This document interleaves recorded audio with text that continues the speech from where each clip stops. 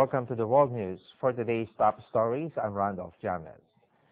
Starting the news, a spectacle that is taking place in this Mexican beach by the Pacific Ocean. Various species of turtles travel here to lay their eggs, but in the last 20 years, the number of turtles that come for the nesting season has gone down from 30,000 to only 6,000, mainly because they are hunted for their meat, skin, and eggs. According to the University of Guadalajara staff, more than 6,000 are expected to arrive at the area this season. Miss Maloya Beach used to be one of 7 most important beaches in the world for turtle nesting season. Their eggs can be worth about 500 pesos or $30 on the black market. Currently, there are 10 camps in the area that seek to preserve the different species. They all belong to different organizations. Meanwhile, extreme weather conditions continue to batter the eastern parts of the Inner Mongolia.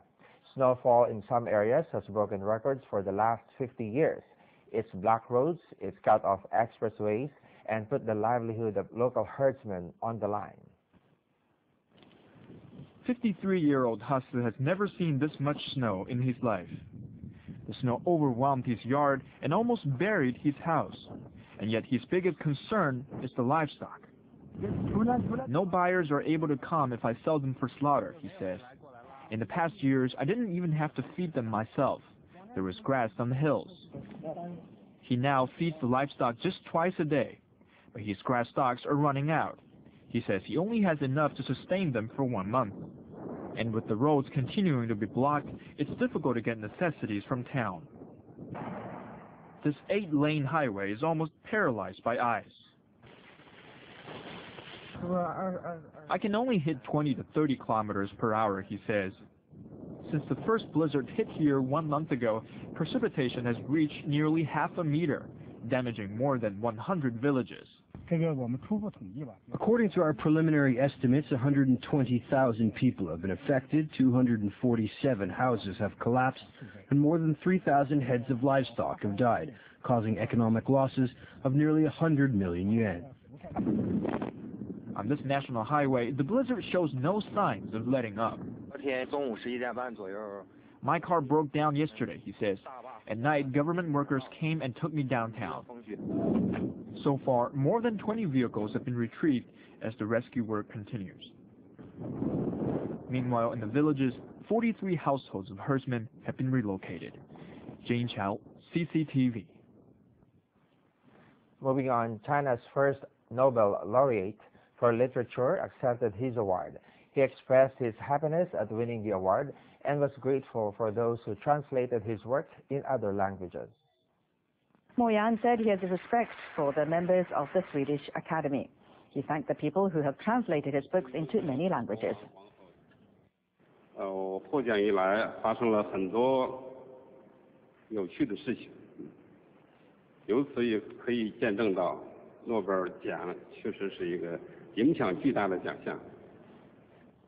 At a news conference in October, Mo Yan called for the release of jailed compatriot Liu Xiaobo, who won the 2010 Nobel Peace Prize but remains in jail. But Mo Yan made no reference to Liu this time. He steered clear of politics in his acceptance speech. Back in Inner Mongolia, winter swimmers are braving freezing temperatures and thick snow to go swimming in the city of Hulunbuir in North China's Inner Mongolia Autonomous Region, where temperatures are routinely reaching minus 30 degrees Celsius. A dozen swimmers jumped into the water that was minus 20 degrees Celsius on Monday to ostensibly enjoy the embrace of nature. Cold water is a natural thing, and we should enjoy the cold and happiness brought to us by nature, said Yuan Feng, a winter swimmer in Hailar district. The natural swimming holes in northeast Inner Mongolia also attract swimming enthusiasts from other places to enjoy this strange winter sport.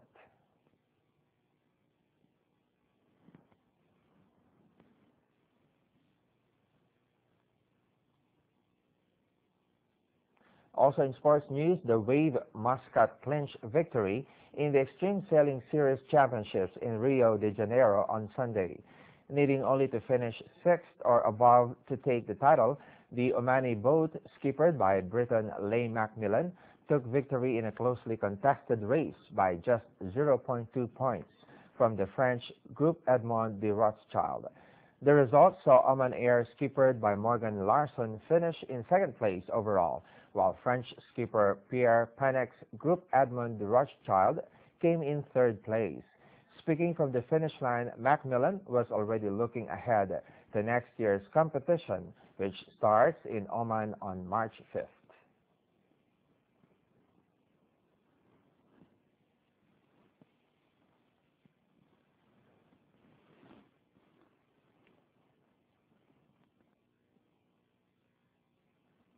Hopefully we can, we can carry on as we set off this year, and hopefully we can have to stick with the same team and move on. So next year is obviously looking pretty exciting already, but a bit of a break while the boats get shipped over to Oman, and then we can meet them over there and the end of January and start thinking about it again, getting fully stuck in. But it's fantastic. I'm really happy.